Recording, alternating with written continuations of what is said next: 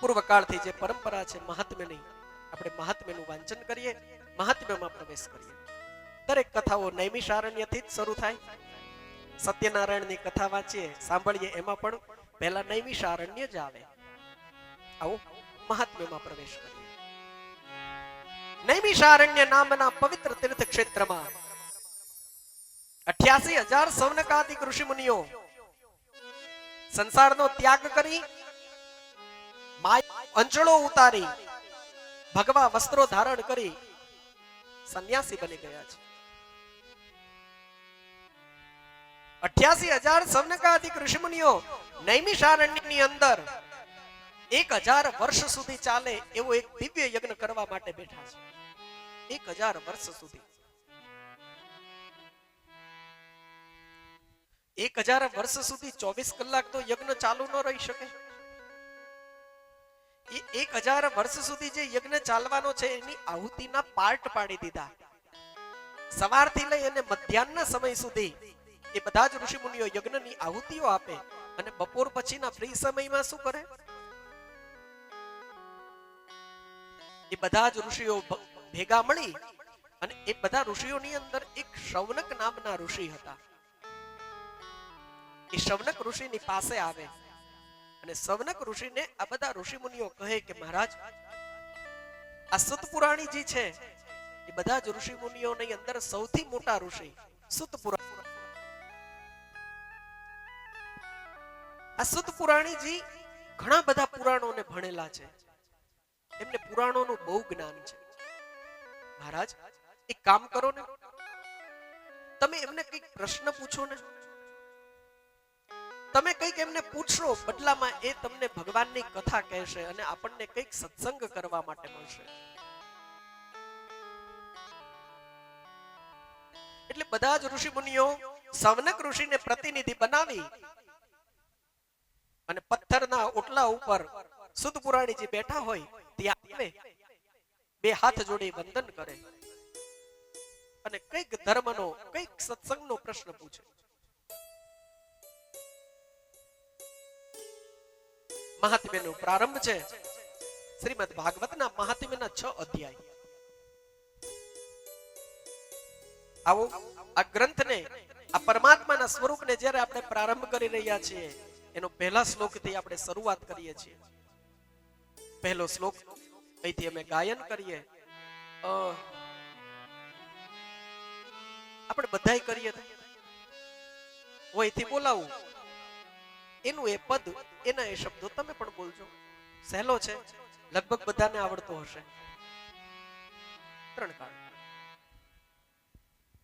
આવો શ્રીમદ ભાગવતનો પ્રથમ શ્લોક આપણે સૌ ભેગા મળી અને શ્લોકનું ગાયન કરીએ. સચ્ચિદાનંદ રૂપાય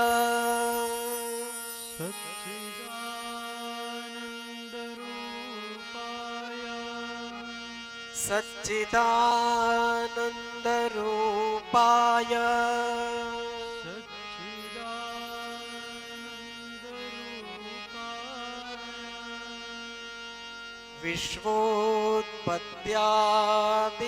વિશ્વોત્પત્યાદિહેતવે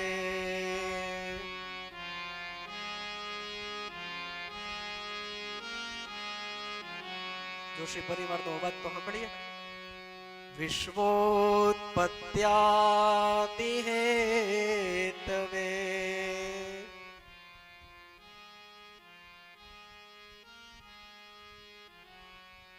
તાપત્રય વિનાશાય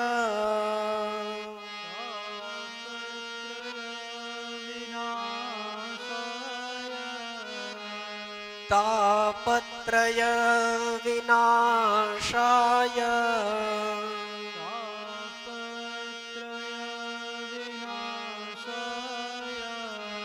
શ્રી કૃષ્ણાય વયમ નમઃ. શ્રી કૃષ્ણાય વયમ નમઃ. શ્રી કૃષ્ણાય વયમ નમઃ. શ્રી કૃષ્ણાય વયમ નમઃ. સચ્ચિદાનંદ રૂપાય વિશ્વોત્પત્યાદિ હેતવે તાપત્રય વિનાશાય શ્રી કૃષ્ણાય વયમ નુમઃ. શ્રીમદ ભાગવતના મહાત્મ્યનો પ્રથમ શ્લોક. શું કહે છે આ શ્લોક? પહેલા શ્લોકની અંદર ભગવાનને વંદન કર્યા છે. કેવા છે ભગવાન? કોણ છે ભગવાન? એ ભગવાનનું સ્વરૂપ કેવું છે? પ્રથમ શ્લોકની અંદર ભગવાનના એ સ્વરૂપના, એ ગુણના, એના કર્મના વર્ણન કર્યા છે. સચ્ચિદાનંદ રૂપ કેવું છે? કાળા છે, ધોળા છે? કહે છે સચ્ચિદાનંદ. ભૂલાય છે આખું, અંદર શબ્દ ત્રણ છે: સત, ચિત, આનંદ. સચ્ચિદાનંદ એ શબ્દને ખોલવામાં આવે, ત્રણ શબ્દો અંદર છે: સદ, ચિત, આનંદ. સદ મતલબ જે સત્ય છે. સદ મતલબ જે સત્ય છે. ચિત્ત મતલબ જે ચૈતન્ય છે. જડ નથી, ચૈતન્ય છે. ચેતનવંતો આપણે કહીએ ને, જડ અને ચેતન. જડ એટલે કોઈ વસ્તુ સ્થિર છે એ, અને ચેતન એટલે જે હલન કરી શકે છે, જે સત્ય છે, જે ચૈતન્ય છે. અને ત્રીજો શબ્દ છે આનંદ, જે આનંદ સ્વરૂપ છે.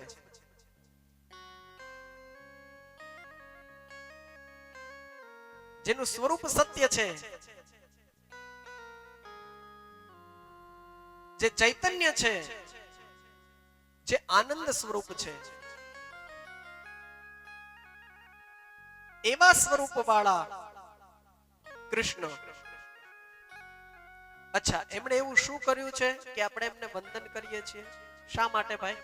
કોઈને પગે લાગવાનું પણ કઈ કારણ તો હોવું જોઈએ ને. વિશ્વોત્પત્યાદિ હેતવે, આ વિશ્વની ઉત્પત્તિ કરવા વાળા એ છે, આ વિશ્વનું પાલન કરવા વાળા એ છે. અને જ્યારે પડે ત્યારે આ વિશ્વનો પોતાની અંદર સમાવી લેવા વાળા પણ એ જ છે.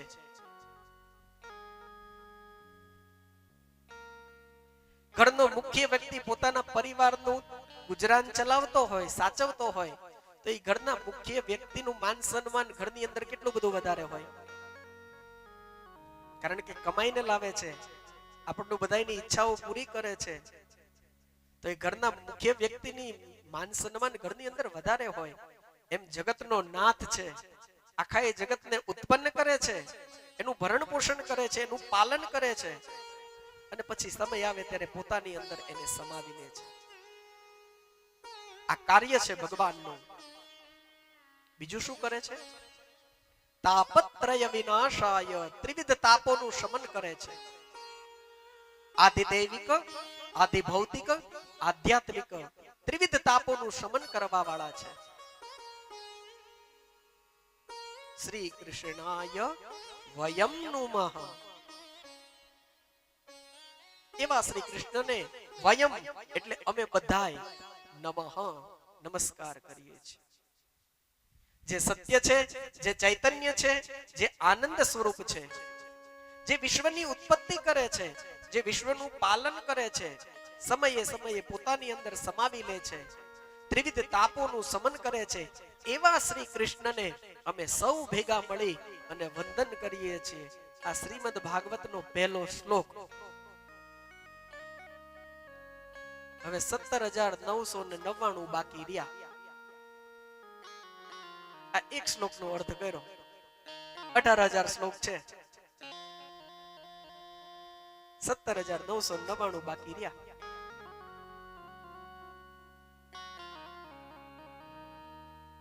તો પ્રથમ શ્લોકની અંદર પરમાત્માને વંદન કર્યા છે. ત્યાર પછી બીજો શ્લોક. યમ પ્રવ્રજંતમનુપેતમપેત કૃત્યમ દ્વૈપાયનો વિરહ કાતરયા જુહાવ પુત્રેતિ તન્મયતયા તરવો વિનેદુ સ્ત્વં સર્વભૂતહૃદયં મુનિમાનતોસ્મિ બીજા નમસ્કાર કર્યા છે શ્રી સુખદેવજી મહારાજને. ભાગવતના વક્તા, પાંડુના વંશના કુળદીપક રાજા પરીક્ષિતને જેમણે મોક્ષના દ્વાર ખોલી દીધા એવા વેદવ્યાસજીના પુત્ર સુખદેવજી મહારાજ અનુપેત, જેના ઉપનયન સંસ્કાર, જેના જનોઈ પણ નથી દેવાણી અને જન્મતાની સાથે જ માતાના ઉદરની અંદરથી ગડગડતી ડોટ મૂકીને પિતાના ઘરનો ત્યાગ કરી દીધો છે એવા સુખદેવજી મહારાજના ચરણોની અંદર વંદન કર્યા છે. અને પછી સૌનકાદિક ઋષિ મુનિઓ સુત પુરાણીજીની પાસે આવ્યા છે. બે હાથ જોડી નમસ્કાર કર્યા અને સુત પુરાણીજીને કહ્યું છે, અજ્ઞાન ધ્વંત વિધ્વંસા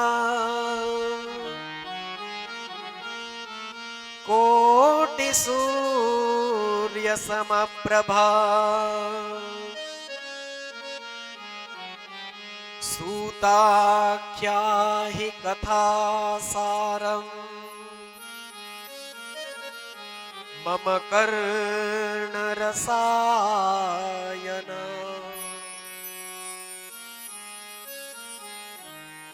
હે અજ્ઞાન રૂપી અંધકારને દૂર કરવામાં સમર્થ એવા કરોડો સૂર્ય રૂપી સુત પુરાણી, અજ્ઞાન રૂપી અંધકારને દૂર કરવામાં સમર્થ. અહીંયા અંધકારને અજ્ઞાનની સાથે જોડવામાં આવ્યું.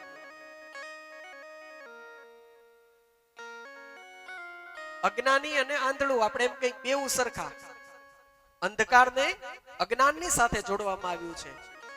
અજ્ઞાન રૂપી અંધકારને દૂર કરવા વાળા કરોડો સૂર્ય સમાન. આ એક સૂર્યનો પ્રકાશ કેટલો પડે છે? અહીંયા સુત પુરાણીજીને કહ્યું છે કરોડો સૂર્ય સમાન. હે સુત પુરાણીજી, અમને કથાનો સાર કહો. પુરાણો એટલા બધા છે, 18 તો પુરાણ છે, 4 વેદ છે, બીજા ઉપવેદ છે, ઉપનિષદો છે. હવે આ 18 પુરાણોને સાંભળવા અથવા તો વાંચવા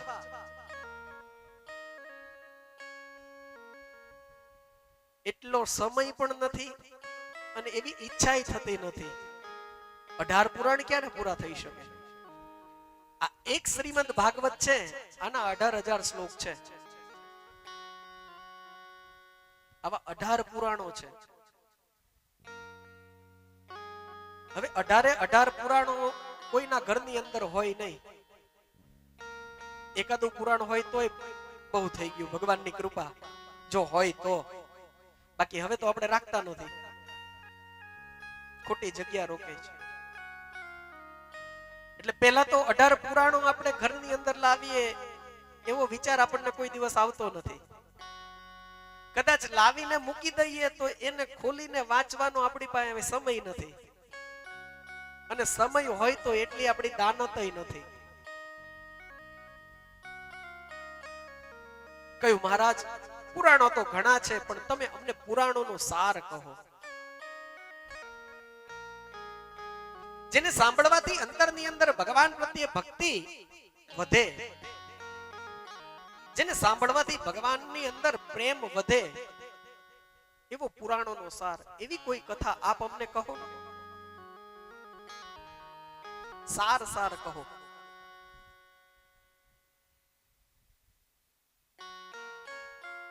સુત પુરાણીજીએ કહ્યું, હે ઋષિ મુનિઓ,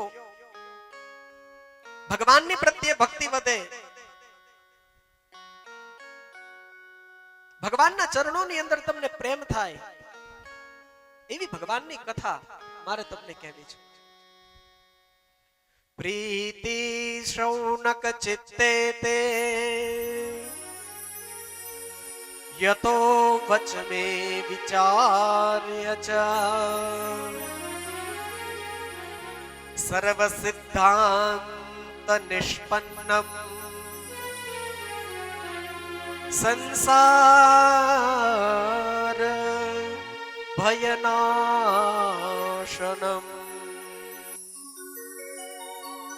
સંસારના ભયમાંથી મુક્ત કરાવે, ભગવાનના પ્રત્યે પ્રેમ કરાવે, ભગવાનના પ્રત્યે ભક્તિ વધારે એવી કથા મારે તમને કહેવી છે. જે કથા પરમપિતા બ્રહ્માજીએ પોતાના માનસ પુત્ર નારદ ઋષિને કહેલી અને એ જ નારદ ઋષિએ સનત કુમારોની પાસેથી આ દિવ્ય કથા સાંભળેલી એવી શ્રીમદ ભાગવતની આ કથા છે, જેની અંદર ભગવાને પોતાનું દિવ્ય તેજ સ્થાપિત કર્યું છે. એવી ભાગવતની કથા 4 સનત કુમારો, બ્રહ્માના 4 માનસ પુત્રો, સનક, સનંદન, સનાતન, સનત કુમાર, 5 વર્ષના નાના નાના બાળક હોય એવડું સ્વરૂપ, ગોરુ ગોરુ મુખ, વાકડિયા જુલ્ફા, કમળની દાંડલી જેવા હાથ પગ. સ્વરૂપમાં અને દેખાવમાં 5 વર્ષના બાળક લાગે, પણ જ્ઞાનમાં 100 વર્ષના વૃદ્ધને પણ શરમાવે એટલા જ્ઞાની ને એટલા વિદ્વાન. આ સનત કુમારો દ્વારા નારદજીને આ ભાગવતની કથા કહેવામાં આવેલી. એટલે શૌનક આદિ ઋષિ મુનિઓએ સુત પુરાણીજીને અટકાવ્યા કે મહારાજ 1 મિનિટ, એક શંકા મનમાં થઈ છે. કયું બોલો? કયું સનત કુમારો ભાગવત કથાના વક્તા બન્યા એ તો બરોબર સમજાય છે, પણ નારદ ઋષિ આ ભાગવત કથાના યજમાન બન્યા અને શ્રોતા બન્યા, તો યજમાને તો બેસીને કથા સાંભળવી પડે. યજમાને તો બેસીને કથા સાંભળવી પડે. તો આ નારદ ઋષિ કોઈ દિવસ એક જગ્યાએ સ્થિર રહી શકતા નથી. સતત હાથમાં વીણા લઈ અને નારાયણ નારાયણ નારાયણ કરતા કરતા દરેક લોકની અંદર ફરતા રહેતા હોય છે. નારદ ઋષિને શ્રાપ મળેલો છે કે તમે એક જગ્યાએ કોઈ દિવસ સ્થિર નહીં રહી શકો. એક તો દક્ષ પ્રજાપતિએ આપેલો, એક શ્રાપ દક્ષ પ્રજાપતિએ આપેલો, અને એક શ્રાપ કાલકન્યા જરાએ પણ આપેલો કે તમે એક જગ્યાએ કોઈ દિવસ સ્થિર નહીં રહી શકો. નારદ ઋષિએ કીધું કે સ્થિર રહીને મારે કરવું પણ શું છે? મારે તો ભગવાનનું નામ લેવું છે, હાલતા ચાલતા લઉં તોય શું વાંધો છે? તો સતત નારદ ઋષિ ફરતા રહેતા હોય, વીણાના તાર છેડતા રહે અને નારાયણ નારાયણ નારાયણ નારાયણ કરતા રહેતા હોય. કયું મહારાજા નારદ ઋષિ એક જગ્યાએ સ્થિર થઈને બેઠા અને કથા સાંભળી, આ બહુ સમજાતું નથી. જરા થોડું વિસ્તારથી કહું.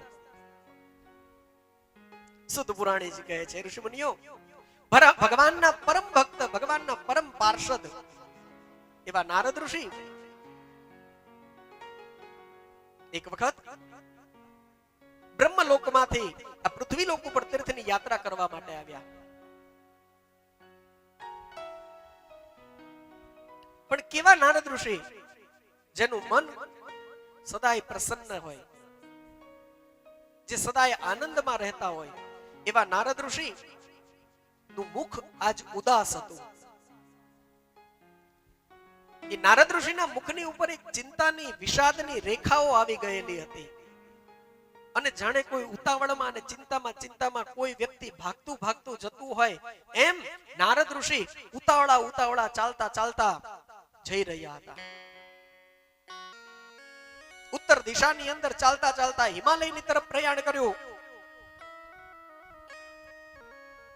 અને એવા સમયે બ્રહ્માના 4 માનસ પુત્રો, સનત કુમારો, હિમાલયની અંદર વિશાલા ક્ષેત્રની અંદર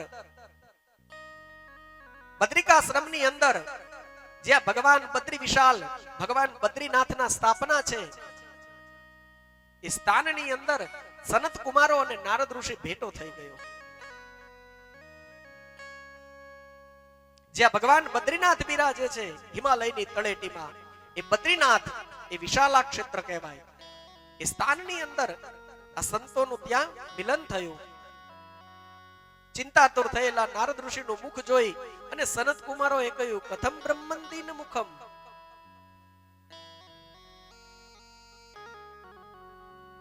હે નારદ ઋષિ, તમારું મુખ આટલું ઉદાસ કેમ છે? તમે આટલા બધા ચિંતામાં કેમ છો? તમે તો સાધુ છો, તમે તો સંત છો, અને સંન્યાસીને શેની ચિંતા? ભગવાનનું ભજન કરીને સદાયમાં આનંદ રહેવા વાળા છો, અને આજ તમારા મોઢા ઉપર આટલી ઉદાસી કેમ દેખાય છે? એવું તો શું દુઃખ છે કે તમે આટલા બધા ચિંતામાં છો? નારદ ઋષિએ કહ્યું, અરે મારા દુઃખની શરૂઆત ની શું તમને વાત કરું? નારદ ઋષિ સનત કુમારોને કહે છે, કહ્યું મારા દુઃખની હું તમને શું વાત કરું? કહ્યું પણ વાત તો કરો, શું થયું? નારદ ઋષિએ કહ્યું, મારા દુઃખની શરૂઆત પૃથ્વી લોક ઉપર ગયા પછી થઈ છે. હું પૃથ્વી લોકની ઉપર તીર્થની યાત્રા કરવા માટે આવેલો, અને પૃથ્વી લોકમાં ગયા પછી મારા આ દુઃખની શરૂઆત થઈ. આનો એક અર્થ મને એવો પણ આવ્યો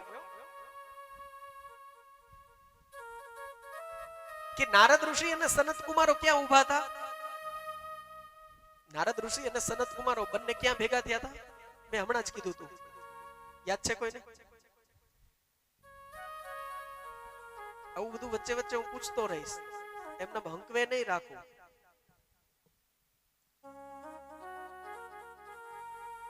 નારદ ઋષિ અને સનત કુમારો જે જગ્યાએ ભેગા થયા હતા એ જગ્યા કઈ હતી? બદ્રીનાથ. પેપર ફોડી નાખું છું તોય જવાબ નથી લખતા. બદ્રીનાથ ની અંદર ભેગા થયા હતા, ત્યાં ઉભા ઉભા બંને ચર્ચા કરતા હતા. અને નારદ ઋષિએ શું કીધું કે મારા દુઃખની શરૂઆત પૃથ્વી લોક ઉપર થઈ. એનો અર્થ એવો થાય કે બદ્રીનાથ, કેદારનાથ, ગંગોત્રી, યમનોત્રી ની જાત્રાએ તમે જાઓ તો એ જે બદ્રીનાથ છે, એ કેદારનાથ છે, એ જે ઉપરના 4 ધામ છે ને, એ પૃથ્વી લોક નથી, પણ એ દેવલોક છે. કારણ કે નારદ ઋષિએ કીધું, ઉભા છે ત્યાં, અને કહ્યું શું કે હું પૃથ્વી લોકમાં ગયો ને ત્યાંથી મારા દુઃખની શરૂઆત થઈ. એનો મતલબ એવો થાય કે જે જગ્યાએ ઉભા છે એ પૃથ્વી લોક નથી. માનો કે અત્યારે મને કોઈ એમ પૂછે કે ભાઈ તમે ક્યાં છો, તો એમ કહું ટીબી હોસ્પિટલની બાજુમાં છું. ત્યાં શું કરો છો? કે હું કથા વાંચું છું. પણ હું વઢવાણ જતો રહું પછી મને એમ કે ક્યાં હતા, તો હું શું કહીશ? હું ટીબી હોસ્પિટલે હતો. મતલબ હું જે જગ્યાએ ઊભો છું એ ટીબી હોસ્પિટલ નથી, એ બીજી જગ્યા છે. અહીંયા નારદ ઋષિ એવો શબ્દ વાપર્યો, બદ્રીનાથમાં ઉભા રહીને નારદ ઋષિએ એવો શબ્દ વાપર્યો કે મારા દુઃખની શરૂઆત પૃથ્વી લોક ઉપર જઈને થઈ છે. એનો મતલબ કે બદ્રીનાથ એ પૃથ્વી લોક નથી, પણ દેવભૂમિ છે, દેવલોક છે. અને એટલા માટે તમે જાઓ ને તો ત્યાં લખ્યું હોય છે, દેવભૂમિ में आपका स्वागत है.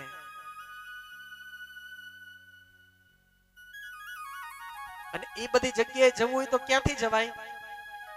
બદ્રીનાથ જવું હોય, કેદારનાથ જવું હોય, ગંગોત્રી જવું હોય, યમનોત્રી જવું હોય તો પહેલા ક્યાં જવું પડે? એનું નામ શું? હરિદ્વાર.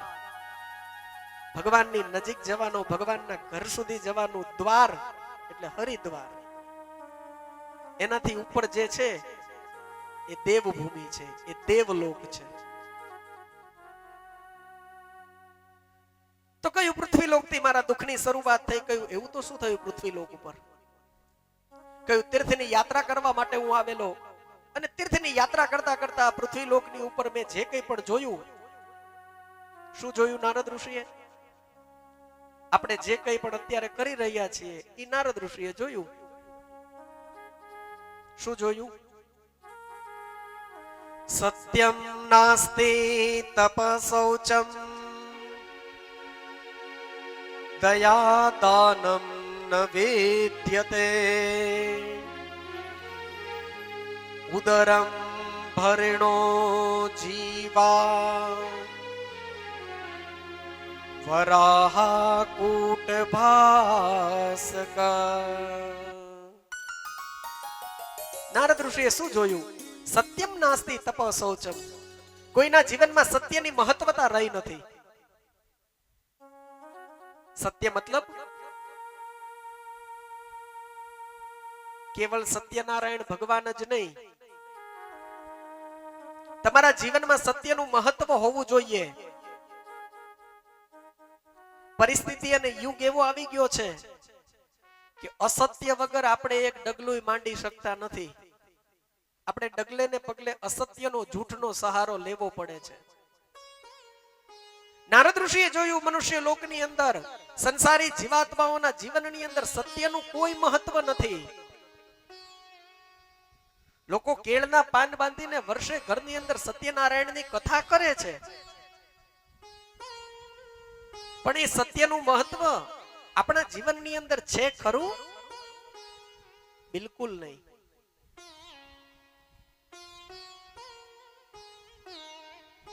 મનુષ્યના જીવનની અંદર સત્ય એનું કોઈ મહત્વ જ રહ્યું નહીં. સત્ય સાંભળવું કોઈને ગમતું નથી. કોઈને કહેવાનું હોય તો આપણે સાચે સાચું કે મારો સ્વભાવ તેવો, હું તો મોઢે કહી દઉં સાચું. માં, સાચું મોઢે કહી દો છો તો સાચું સાંભળવાની શક્તિ પણ રાખો. જ્યારે કોઈ સામેથી આપણને સાચું કહેશે તેથી આપણે એને એક્સેપ્ટ કરી શકીશું નહીં. જીવનમાં સત્યનું મહત્વ રહ્યું નહીં. તપ કરવાની ભાવના રહી નહીં. તપ મતલબ સમજો છો ને? પેલા ઋષિ મુનિઓ જંગલમાં જતા, પર્વતોની ગુફાની અંદર બેસતા, વર્ષોના વર્ષો સુધી તપ કરતા. ગમે એટલી ઠંડી હોય તોય જળની અંદર ઉભા રહીને તપ કરે. વરસાદ આવતો હોય, ઉપરથી વરસાદ પડે તોય એમનામ તપ કરે. ઉનાળો હોય તો ફરતો અગ્નિ પેટાવીને વચ્ચે બેસીને તપ કરે. આપણને એમ થાય કે આનું શરીર છે કે લાકડું છે, અને કઈ અસર નહીં થતી હોય. એ ઋષિમુનિઓ તપ કરવા માટે થઈ અને જંગલની અંદર બેસતા. શું લાગે છે આપણે તપ કરવા જવાના? આ ભાગવતની કથા આવે છે, એની અંદર તમે સાંભળશો કે એક રાજા હતા, રાણી હતા, એને રાજકુમારો હતા. રાજાએ કેટલાય વર્ષો સુધી રાજ્ય કર્યું અને પાછલી અવસ્થામાં પોતાના સંતાનોને એ રાજપાટ સોંપી અને જંગલમાં તપ કરવા માટે જતા રહ્યા. આપણે જવાના ખરા?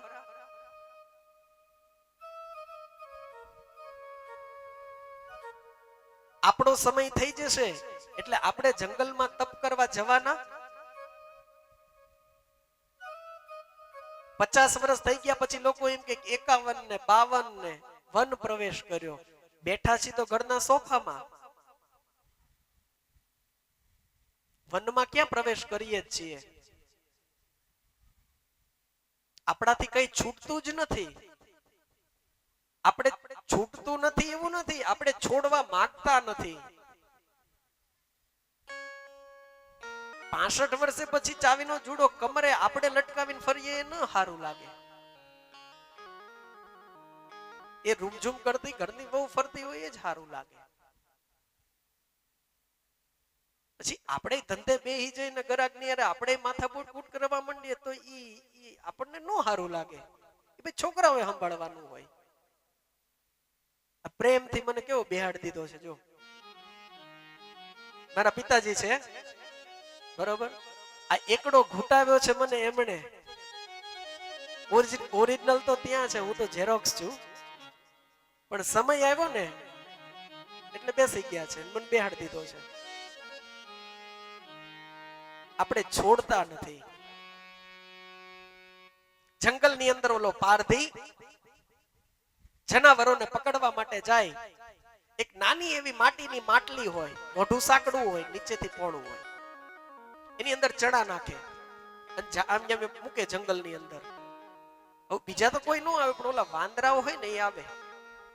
ઓલી માટલી પાસે જાય, અંદર નજર કરે, ચણા જુએ એટલે અંદર હાથ નાખે, મુઠ્ઠી ભરીને ચણા લે અને પછી હાથ બારો કાઢવા જાય પણ નીકળે નહીં. કેટલુંય મથે પણ અંદરથી હાથ નીકળે નહીં. શું કામ નથી નીકળતો? જો હાથ અંદર ગયો છે તો બહાર તો નીકળવો જોઈએ ને. પણ અંદર હાથ જતો રહ્યો પછી ચણાની મુઠ્ઠી ભરીને પછી બહાર કાઢવો છે તો નીકળતો નથી હાથ. શું કામ નથી નીકળતો? ઓલા ચણા પકડી રાખ્યા છે ને મુઠ્ઠી વાળીને, એટલે જો ઈ ચણા મૂકી દે તો બચી જાય. સમજો છો ને? મારા એક્ઝામ્પલો આવા જ હશે હો. હું વાંદરાની, બકરાની, જોડા ચંપલ, બૂટની આવી બધી વાતો કરતું હોઈશ. તમારે એ કનેક્શન ગોઠવી લેવાનું. એ ચણાની મુઠ્ઠી રહી એ એને બંદી બનાવે છે, એ પારધીના હાથે પકડાવે છે. જો ઈ મુઠ્ઠી મૂકી દે તો હાથ નીકળી જવાનો છે, પણ મુઠ્ઠી વાળેલી છે એટલે અંદરથી નીકળતો નથી. જો ઈ મૂકી દે તો ઈ બચી જાય છે. એમ આપણે પણ એ મૂકતા નથી એટલે એ બંધનની અંદર આપણે બંધાઈએ છીએ.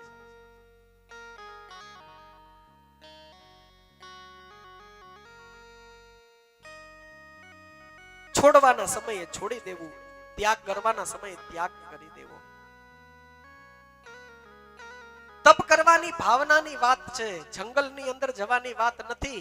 જંગલ તો હવે એવા કઈ રહ્યા નથી, અને હોય તોય આપણે કઈ જવાના નથી. અહીંયા 3 કલાક બેસી અને કથા સાંભળીએ છીએ ને, એ પણ એક પ્રકારનું તપ જ છે.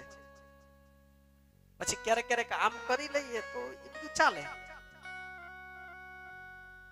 પણ પલોઠી વાળીને બેઠા છીએ, ભગવાનનું નામ લઈએ છીએ, કથા સાંભળીએ છીએ, અને એ વખતે જ્યારે પગ દુખે છે ત્યારે એને સહન કરીએ કે ના, ભગવાનની કથા છે.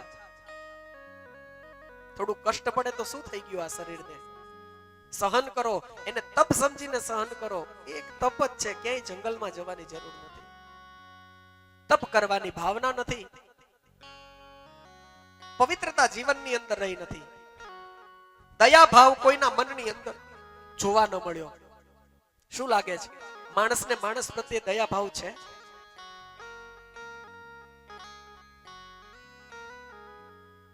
કોઈને કોઈના પ્રત્યે દયા નથી. બધા સ્વાર્થથી જોડાયેલા છે. એમનો સ્વાર્થ પૂરો થઈ ગયો, એમનું કામ પૂરું થઈ ગયું એટલે તમે કોણ ને અમે કોણ. ક્યારેક મુસીબતમાં આવો ને ત્યારે અનુભવ કરજો કે તમારી બાજુમાં આવશે, બેસશે, તમારી પીઠ થપથપાવશે, કઈ વાંધો નહીં, કાલ બધું સારું થઈ જશે, ચિંતા ન કરતો, મૂંઝાતો નહીં, હાલ હું જઉં છું, કઈ કામકાજ હોય તો કે છે. જેવો પીઠ વળશે ને એવું તરત જ કહેશે બરોબર છે, એ જ લાગના છે, હમણાં બહુ ચડ્યા હતા, જરૂર છે, માગે છે. એનો એ વ્યક્તિ આવા શબ્દો બોલશે. આ યુગની અંદર માણસને, એક જીવને બીજા જીવ પ્રત્યે દયા નથી. ખબર નહીં, મને તો સમજાતું નથી. પિત્તળની ને પથ્થરની મૂર્તિ ઉપર આપણને ભગવાન દેખાય છે અંદર. પિત્તળની કે ચાંદીની કે પથ્થરની મૂર્તિની અંદર આપણને ભગવાન દેખાઈ જાય છે. માણસની અંદર આપણને ભગવાન નથી દેખાતા. નહીતર છે, આપણી અંદર ભગવાન છે. અને હું નથી કહેતો, સ્વયં કૃષ્ણ શ્રીમદ ભગવદ ગીતાને ખોલો, એની અંદર ભગવાન કહે છે, મમે વાંસો જીવ લોકે જીવભૂત સનાતન. મમે અંશ, આ જગતની અંદર જેટલા જીવ છે એ બધો મારો જ અંશ છે. દરેક પ્રાણીઓના શરીરની અંદર હું આત્મા રૂપે રહું છું. ગીતાજી ખોલો, અંદર લખેલું હશે.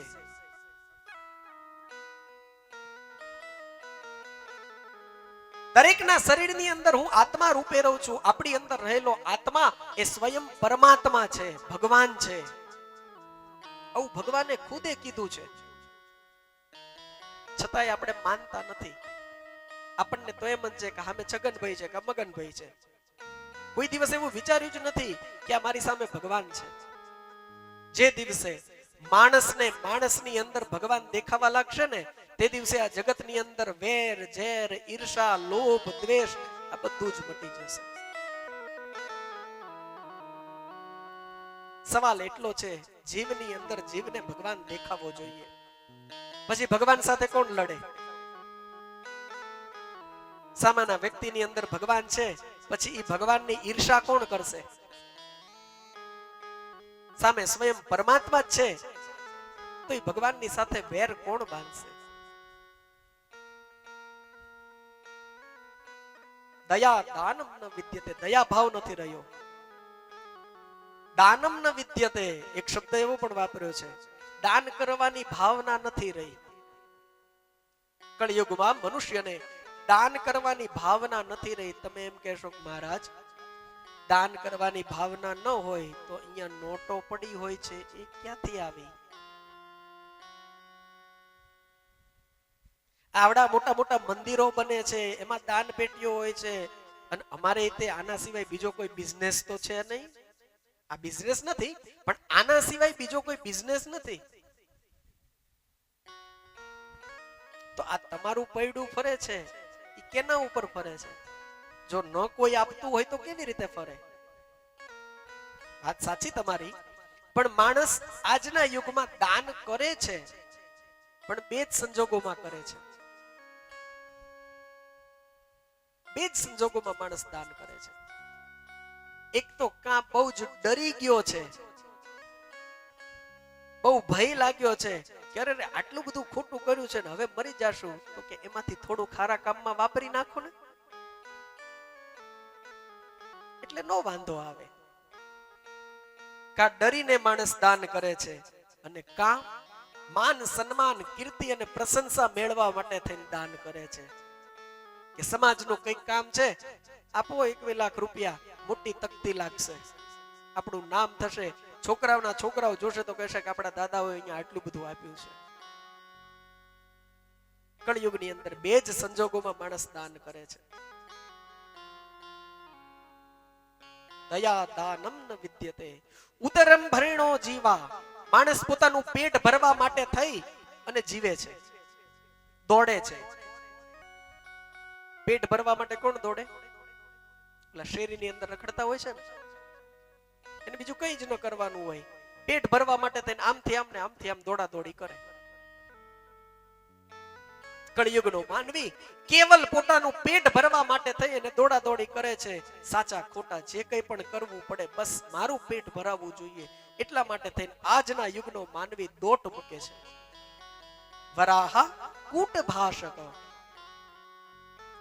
મનુષ્યોની ભાષા કડવી થઈ ગઈ છે, કડછી થઈ ગઈ છે.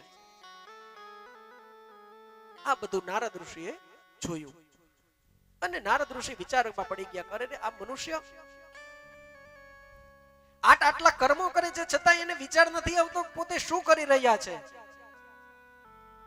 આ જીવનો ઉદ્ધાર થાય, એને જ્ઞાનની પ્રાપ્તિ થાય, આ અધર્મ કરી રહ્યા છે. આ જોતા જોતા દુખી થતા થતા નારદ ઋષિએ વિચાર કર્યો કે અહીંથી ક્યાંક દૂર વયો જાવ. આ જોઈને દુખી થવું એના કરતા દૂર વયો જાવ. કહ્યું, હું ચાલતો ચાલતો વૃંદાવનની અંદર આવ્યો. વૃંદાવનની અંદર યમુનાજીના કિનારે આવી અને જ્યાં મેં દ્રશ્ય જોયું અને હું ફરી પાછો દુખી થયો. યમુનાજીના કિનારે એક યુવાન સ્ત્રી, યમુનાજીના કિનારે યુવાન સ્ત્રી બેઠી છે અને એની ગોદની અંદર 2 વૃદ્ધ પુરુષો સૂતાયેલા છે. કોઈ પણ દ્રષ્ટિએ મને આ દ્રશ્ય વ્યાજબી ન લાગ્યું. આ બંનેનો સંબંધ શું હશે? પિતા પુત્રી હશે? કોઈ પણ દ્રષ્ટિએથી જો જોઈએ તો જે રીતે એ લોકો બેઠા છે એ વ્યાજબી નથી. યુવાન દીકરી જો બેઠી હોય તો વૃદ્ધ પિતા ત્યાં આવીને બેસે નહીં, અને વૃદ્ધ પિતા પહેલેથી ત્યાં બેઠેલા હોય તો યુવાન દીકરી આવીને પણ ત્યાં બેસે નહીં. આ યુવાન સ્ત્રી છે અને 2 વૃદ્ધ પુરુષો એના ખોળાની અંદર સૂતા છે. પણ નારદ ઋષિએ વિચાર કર્યો કે આ સંસારની જળો જથામાં ન પડાય. હું કાંઈ પણ બોલ્યા વગર ત્યાંથી છાનો માનો નીકળી ગયો.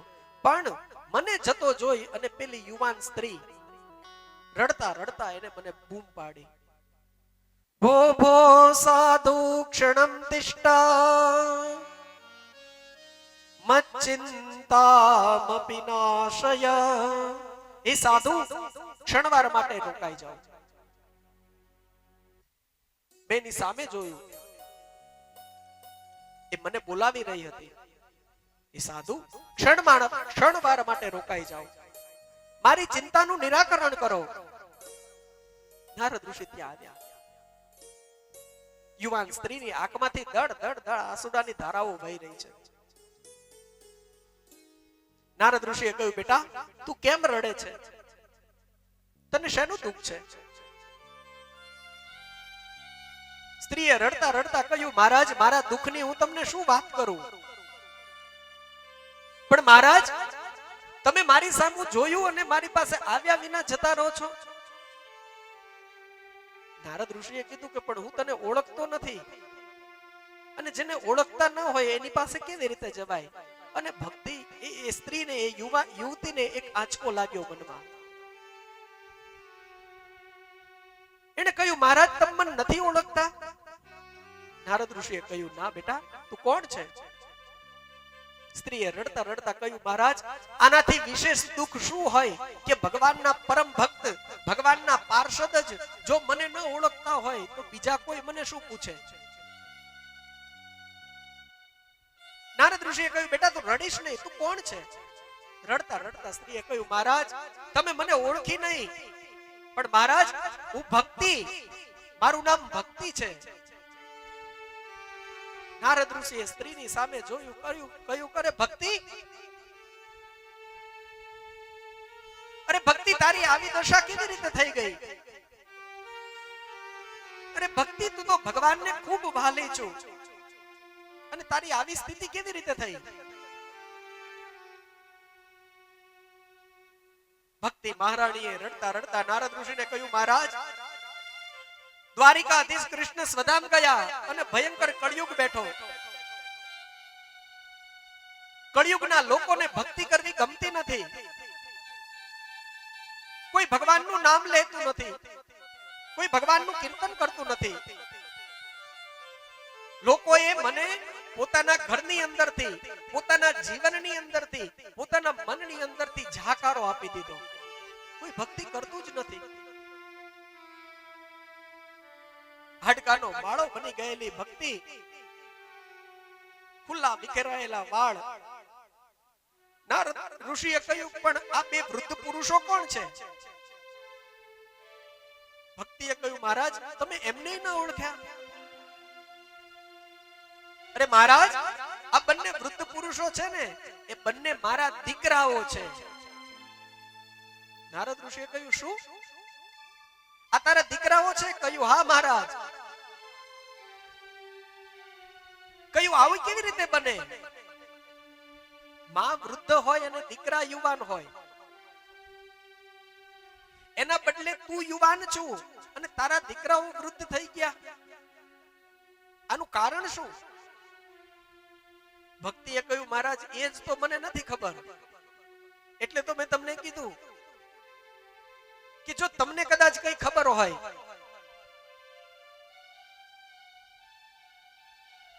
આખા એ જગતની અંદરથી મને ને મારા સંતાનોએ જાકારો આપી દીધો લોકોએ. હું વૃંદાવનની અંદર આવી, વૃંદાવનની અંદર આવીને મને તો મારું નવ યૌવન પ્રાપ્ત થયું, પણ આ મારા બંને દીકરાઓ વૃદ્ધ છે અને બેભાન પડેલા છે. મહારાજ તમે કઈક રસ્તો કરો. નારદ ઋષિએ કહ્યું, ભક્તિ તું મૂંઝાઈશ નહીં. નારદ ઋષિએ બાજુમાં સુતેલા ભક્તિ મહારાણીના બે દીકરાઓ, એકનું નામ જ્ઞાન અને બીજાનું નામ વૈરાગ્ય, એના કાનની પાસે જે નારદ ઋષિએ બૂમ પાડી, જ્ઞાન વૈરાગ્ય જાગો જાગો, પણ જ્ઞાન વૈરાગ્ય સાંભળતા નથી. વેદના મંત્રોનો ઉદ્ઘોષ કર્યો,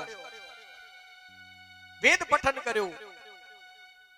જ્ઞાન અને વૈરાગ્ય આળસ મરડીને જાગ્યા, આંખું ચોળી અને વળી પાછા સૂઈ ગયા. વેદના મંત્રોથી પણ જ્ઞાન અને વૈરાગ્ય જાગૃત નથી થતા. નારદ ઋષિ વિચારમાં પડી ગયા કે વેદના મંત્રો એની તો શક્તિ એવી હોય, અને છતાંય આ જ્ઞાન વૈરાગ્ય જાગૃત નથી થતા.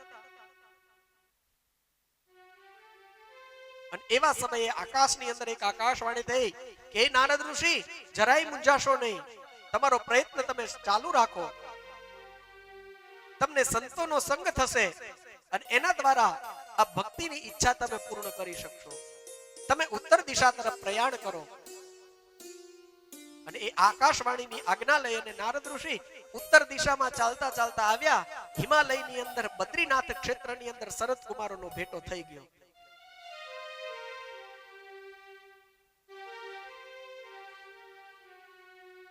નારદ ઋષિએ કહ્યું, મહારાજ આ મારા દુઃખનું કારણ.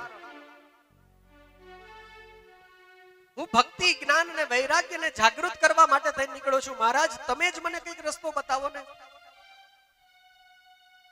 સનત કુમારોએ કહ્યું, હે નારદ ઋષિ, તમે ગમે તેટલા વેદના પાઠ કરશો ને પણ જ્ઞાન અને વૈરાગ્ય જાગૃત નહીં થાય.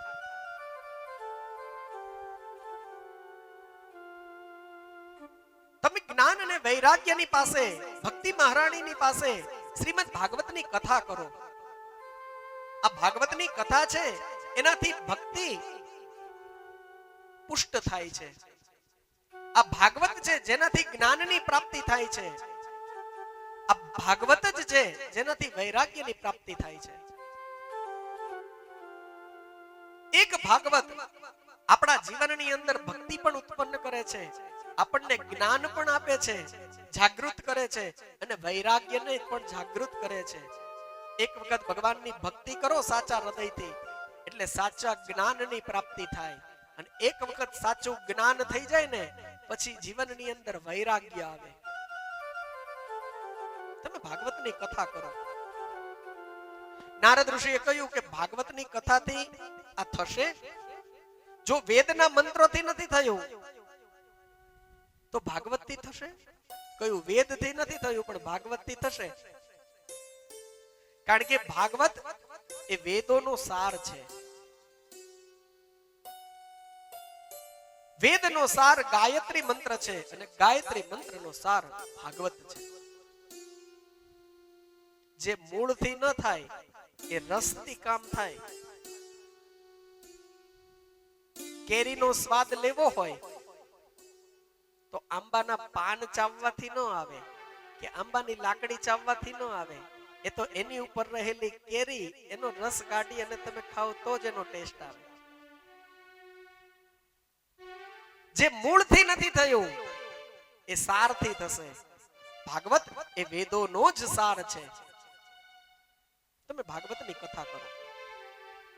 નારદ ઋષિએ કહ્યું ભાગવતની કથા કરું અને હવે મારે બીજા કોઈની પાસે નથી જવું. તમે જ મને ભાગવતની કથા કહો. તમારાથી વિશેષ વક્તા કોણ હોઈ શકે? સનત કુમારોએ કહ્યું, સાધુ સંતોને તો સત્સંગ કરવા મળે, એનાથી રૂડું શું હોઈ શકે? કયું કઈ જગ્યાએ કયા સ્થાનની અંદર જઈને આ ભાગવત કથા કરીશું? સનત કુમારોએ સ્થાન બતાવ્યું છે. ભાગીરથી ગંગાજીના તટ ઉપર આનંદ ઘાટમાં જઈ અને આ ભાગવતની કથા કરવી. હરિદ્વારની અંદર ગંગાજીના કિનારે આનંદ નામના ઘાટ ઉપર જઈ અને આ ભાગવતની કથા કરવાનું નક્કી થયું. બહુ સુંદર સ્થાન ગોતવામાં આવ્યું, હરિદ્વાર. આ સ્થાન એટલા માટે ગોઠવ્યું કે એકદમ સેન્ટરમાં છે આ સ્થાન. કેવી રીતે? કયું સનત કુમારોએ વિચાર કર્યો કે મોટા મોટા ઋષિ મુનિઓ હિમાલયની ગુફાઓની અંદર વર્ષોથી તપ કરે છે. જેના દર્શન કરવામાં આવે ને તોય જીવન સફળ થઈ જાય. એવા મોટા મોટા ઋષિ મુનિઓ હિમાલયની ગુફાની અંદર વર્ષોથી જતા રહ્યા છે. જો અહીંયા ભાગવત કથા કરીશું ને તો ભાગવત કથા સાંભળવાની લાલસાથી એ બધા ઋષિ મુનિઓ ઉપરથી થોડાક નીચે આવશે. અને સનત કુમારો કથા કરે છે, નારદ ઋષિ કથા સાંભળે છે એટલે નીચે રહેલા જે લોકો છે ને એ ઉપર આવશે. ઉપર વાળા થોડા નીચે આવે, નીચે વાળા થોડા ઉપર જાય અને બંને જણા ત્યાં ભેગા થાય. એટલા માટે થઈને એક ક્ષેત્રની અંદર ગંગા નદીના કિનારે આ ભાગવત કથાનું આયોજન કર્યું. અને સુંદર મજાનું આયોજન. મોટા મોટા ઋષિ મુનિઓ, સાધુ સંતો, દેવતાઓ પણ એ કથાની અંદર આવ્યા છે. મનુષ્ય લોકની અંદર વાત ફેલાણી અને ભાવથી એ ભાગવતની કથા સનત કુમારો, 4 વક્તા અને 1 શ્રોતા. બ્રહ્માજી દ્વારા નારદ ઋષિ સનત કુમારોને આ ભાગવત આપવામાં આવેલું અને સનત કુમારો દ્વારા એ નારદ ઋષિને એ ભાગવતની કથા કહેવામાં આવી. અને ભાગવતની કથા એવી સુંદર રીતે વર્ણન કરવામાં આવી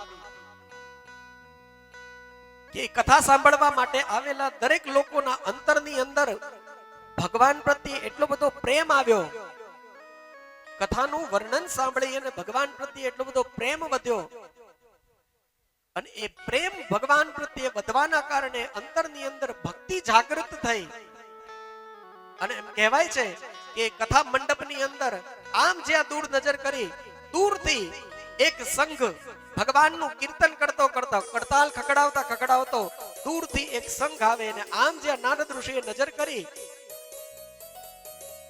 આગળ ભક્તિ મહારાણી છે સુંદર સ્વરૂપવાન અને એની બાજુમાં જે વૃદ્ધ ડોસા થઈ ગયેલા એના બે દીકરાઓ હતા એ નવયુવાન થઈ અને માની આજુબાજુમાં બંને દીકરાઓ ઊભા છે અને ત્રણેય જણા અને પાછળ સંઘ શ્રી કૃષ્ણ ગોવિંદ હરે મુરારી હે નાથ નારાયણ વાસુદેવા કીર્તન કરતા કથા મંડપની અંદર જ્યાં ભક્તિ મહારાણીનો પ્રવેશ થયો ને ત્યાં બેઠેલા લોકોના અંતરની અંદર ભક્તિનો પ્રાદુર્ભાવ થયો.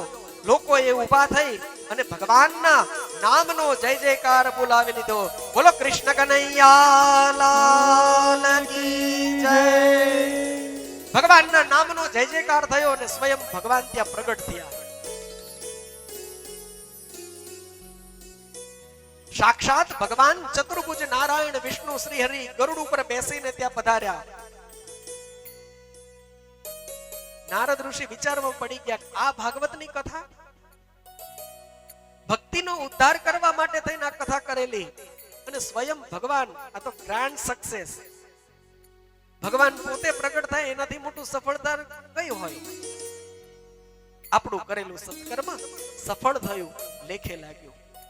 સ્વયં ભગવાન આવ્યા અને પછી તો ભગવાન આવે એટલે બધા લોકો ત્યાં ભેગા થઈ અને ભગવાનને વંદન કરવા માટે ટોળું વળ્યા છે. આ બાજુ નારદ ઋષિ અને સનત કુમારો બેઠા હતા. એટલે હળવેકથી આ બધો તાલ તાસેરો ચાલુ હતો ને એમાં નારદ ઋષિએ હળવેકથી સનત કુમારોની પાસે જઈને પૂછ્યું, મહારાજ, આ ભક્તિ મહારાણી આ જ્ઞાન વૈરાગ્ય જાગૃત થયા, દીકરાઓ યુવાન થઈ ગયા, જાગૃત થઈ ગયા એટલે માં રાજી, અને માં રાજી એટલે દીકરાઓ રાજી, અને ઈ બે રાજી એટલે હુંય રાજી, આપણું કામ સફળ થઈ ગયું. પણ મહારાજ, મને એક પ્રશ્ન થયો છે. સનત કુમારોએ કહ્યું, વળી આ ભગવાન હાજર અહીંયા છે, તમને મનમાં પ્રશ્ન થયો? કહ્યું, મહારાજ, એક પ્રશ્ન છે. કહ્યું, શું? કે આ તો બરાબર સમજાણું મને કે ભગવાનની કથા સાંભળવાથી લોકોનું કલ્યાણ થાય, પણ કયા લોકોનું કલ્યાણ થાય? કારણ કે અહીંયા જે બધા બેઠા છે એ તો બધા મોટા મોટા ઋષિ મુનિઓ છે, યોગીઓ છે, સંન્યાસીઓ છે, જે હજારો વર્ષો સુધી ઊંધા મસ્તકે થઈને ભગવાનના તપ કરે છે. એ તો સમજાય. તો શું ખાલી આ બધાનું જ કલ્યાણ થાય? જે સારા માણસો છે એનું જ કલ્યાણ થાય? એક એવો પણ વર્ગ છે જે ભગવાનમાં માનતો નથી, જે મંદિરોમાં જતા નથી, જે ભગવાન જેવું તત્વ છે એવું સ્વીકારવા જ તૈયાર નથી, જે અધર્મી છે, જે પાપી છે. આ તો ઋષિ મુનિઓ છે, એમનું તો કલ્યાણ થાય જ, પણ જે સામાન્ય માણસ છે કે જે ધર્મના રસ્તે ચાલતો નથી, મહારાજ, આ ભાગવતની કથા સાંભળવાથી એનું સારું, એનું કલ્યાણ થાય કે ન થાય? નારદ ઋષિએ આ પ્રશ્ન પૂછ્યો ને આપણું બધા એનું સારું કર્યું. કારણ કે આપણે તો એ જ કેટેગરીમાં આવીએ ને. ઓલા ઋષિ મુનિઓની કેટેગરીમાં તો આપણે આવતા નથી. આપણે તો બીજી લાઈન, સેકન્ડ લાઈનમાં આવીએ છીએ. ટાઈમ મળ્યો ને જેટલી ભક્તિ થઈ એટલી થઈ, વળી પાછું કઈક યાદ આવ્યું તો ઊભા થઈને ફોન આવ્યો તો વળી પાછા આમ, વળી પાછા આમ. માળા કરતા હોય ને ફોન આવે, કોનો છે કે હમણાં કરે છે. એટલે આપણે બીજી કેટેગરીમાં આવીએ. એટલે નારદ ઋષિએ આપણું કામ કરી દીધું. સનકાદિકોએ કહ્યું, હા મહારાજ, આ ભાગવતના શરણે જે જીવ આવે, ભાગવત એ દરેક જીવનો ઉદ્ધાર કરે છે. ભગવાનને મન કોઈ વાલા દવલા નથી. ભગવાનને મન તો બધાય સરખા છે. અરે, સજ્જનો કરતા દુર્જનોનું પેલું કલ્યાણ કરે છે આ ભાગવત. કેવી રીતે? કહ્યું, એક ડોક્ટરના બે પેશન્ટ છે, એક ડોક્ટરના 2 પેશન્ટ છે, દર્દીઓ. એક રૂટીન ચેકઅપ વાળો છે જે કાયમ એમની પાસે આવે છે, અને એ જ સમયે એક ઇમરજન્સી કેસ આવે છે. ડોક્ટર પહેલા કોને લેશે? રૂટીન ચેકઅપ વાળાને લેશે કે ઇમરજન્સી વાળાને લેશે? એની તો ફાઇલ એને ખબર જ છે કે આને 1-2 ટીકડી વધારે લખ દેવાની છે. ઇમરજન્સી વાળાની પહેલા જરૂર છે, પહેલા ઇમરજન્સી વાળાનો હાથ ચાલે.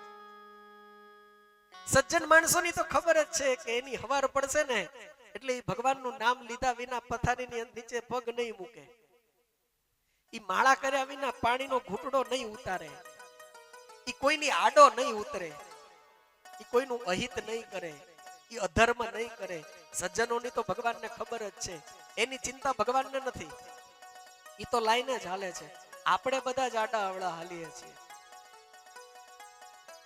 ગાયોનું ધણ જાતું હોય ને તો ઈ ગોવાળને બહુ ચિંતા ન હોય, કઈ ઈ સીધે સીધું એમને હાલ્યું જાતું હોય. અને તમે રોડ ઉપર વાહન લઈને જતા હોય ને તો ગાયોનું ધણ આવે ને તો ચિંતા ન હોય, તમે હોર્ન મારો ને તો ઈ તમને રસ્તો આપી દે. ઓલા ડોબારિયા ને ઈ તમે થાકી જાઓ ને ગમે એટલા હોર્ન મારો ને તો ઈ આઘું ન જાય. આઘું તો ન જાય પણ તમારા વાહનની હારે ઘસડાઈ ના હાલે. એટલે ઓલી ગાયો સીધી હાલી જતી હોય ને એના ગોવાળને ચિંતા ન હોય કે ઈ બધી ઘરે જ જવાની, હવના કિલ્લે ઊભી રહી જવાની. ઓલા જે રહ્યા ને એની ચિંતા એને હોય. એમ આપણું ઓલા જેવું છે, આડા આવડા બહુ હાલી આપણે. ડોક્ટર જેમ ઇમરજન્સી કેસને પહેલા હાથમાં લે છે, એમ જે ભગવાન જે ધર્મને નથી માનતા, જે અધર્મી છે, જે પાપી છે, પણ એક વખત જો એ જીવ ભાગવતના શરણે આવે છે, ભગવાન એ જીવનો પણ ઉદ્ધાર કરે છે. નારદ ઋષિએ કીધું, મહારાજ એવી કોઈ વાત તમારા ધ્યાનમાં ખરી? સનત કુમારોએ કીધું, છે તો ખરી, પણ આજ 6:45 થઈ ગયા છે, આજ નહીં કહું, કાલ કહીશ. કારણ કે પછી આજ પહેલો દિવસ છે, પહેલા દિવસે બહુ મીઠા ઝાડના એને માવજત કરાય પહેલા દિવસે, બીજા દિવસે પછી ધીમે ધીમે ખેંચી લેવાય ટાઈમ. પણ પહેલા દિવસે તો તોય આજ ઘણો સમય આપ્યો છે. તો આ ભાગવતના મહાત્મ્યની અંદર ભક્તિનું મહત્વ બતાવવામાં આવ્યું છે. આજની કથાને અહીંયા આપણે વિરામ આપીશું. આવતીકાલે બપોરે ફરીથી આ કથાનો પ્રારંભ થાય. અમુક કથાઓના નિયમો આવશે આની અંદર. મહાત્મ્યમાં કથાના નિયમો વાંચવાના આવે, નિયમો કહેવાના આવે. શું કરવાનું હોય, કથા કરાવીએ ત્યારે શું જમવાનું હોય, કેવી રીતે રહેવાનું હોય, બધા નિયમો પાળવાના આવે ને. એવું બધું ઘણું બધું લખ્યું છે, એક અધ્યાય ભરીને લખ્યું છે, બહુ લાંબુ છે. પણ એમાં હોય શું ખબર છે? કહી દઉં, ખાલી કરવાનું નથી આપણે કઈ, ખાલી કહું છું, સાંભળવાનું. સવારમાં 4 વાગ્યામાં બ્રહ્મ મુહૂર્તમાં ઉઠી જવાનું. પહેલું જ અઘરું આવ્યું. મહેમાનો બધા હોય ને, બાર સારા બાર 1-1.5 વાગ્યા સુધી જાગ્યા હોય ને, પછી 4 વાગે ઉઠવું. અને અમસ્તું આજના યુગમાં વહેલું ઉઠવું એ તો બહુ મોટું કામ. આ તો છે નિયમ, એટલે મારે કહેવા પડે એટલે કહું છું. બ્રહ્મ મુહૂર્તમાં 4 વાગે ઉઠી જવાનું. સ્નાન શૌચ ક્રિયાથી પરવારી નિત્ય જે દેવી દેવતાઓની તમે પૂજા કરતા હોય એ પૂજા કરવાની. ઓમ નમો ભગવતે વાસુદેવાય દશાક્ષરી મંત્રનો જપ કરવાનો. ત્યાર પછી ઘરની અંદર ભાગવત સપ્તાહ નિમિત્તે જે સ્થાપનો કરેલા છે એ સ્થાપિત દેવતાઓની પૂજા કરવાની, એમના અભિષેક કરવાના, પિતૃઓને ઉદ્દેશીને તર્પણ કરવાના. કથા મંડપની અંદર વ્યાસપીઠે ભાગવત ભગવાનની પૂજા કરવાની. એક વાસની અંદર પિતૃઓનું આવાહન કરેલું હોય ત્યાં પિતૃઓની પૂજા કરવાની.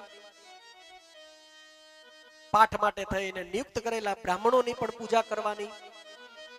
ભાગવતજીની આરતી કરવાની. વક્તા આવે એ પેલા કથા મંડપની અંદર પહોંચી જવાનું.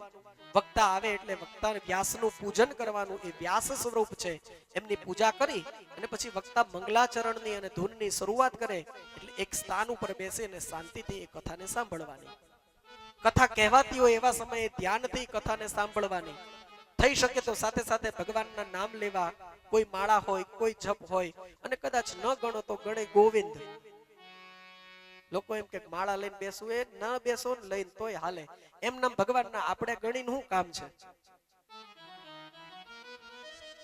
એને આપણને જેટલું આપ્યું છે, ખરેખર હૃદય ઉપર હાથ મૂકીને કહેજો, એને ગણીને આપ્યું છે? એને ગણ્યા વગર આપ્યું છે તો પછી એના નામ લેવામાં આપણે શું ગણવું? ઈ માળા લાવવી ને ગૌમુખી લાવવી ને પાછું બધું કરવું, એના કરતા બેઠા બેઠા એમ નામ શ્રી કૃષ્ણ ગોવિંદ હરે મુરારી, ઓમ નમો ભગવતે વાસુદેવાય, કથા સાંભળતા સાંભળતા જેટલા ભગવાનના નામ લેવાય એટલા લેજો. આ નિયમ છે. કથા પૂરી થયા પછી એ આરતી ભગવાનની થાય, અને આરતી થઈ ગયા પછી ભગવાનના દર્શન અને પ્રદક્ષિણા કરી અને પછી એ કથાને વિરામ આપવામાં આવે.